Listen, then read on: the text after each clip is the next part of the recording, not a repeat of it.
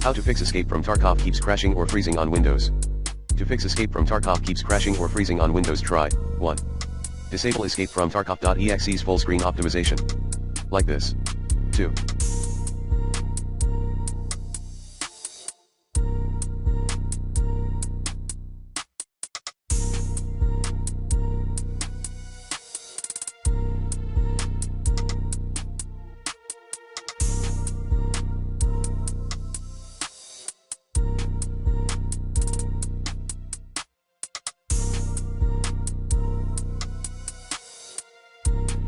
Update your graphics driver using the recommended Avast driver updater in this video guide.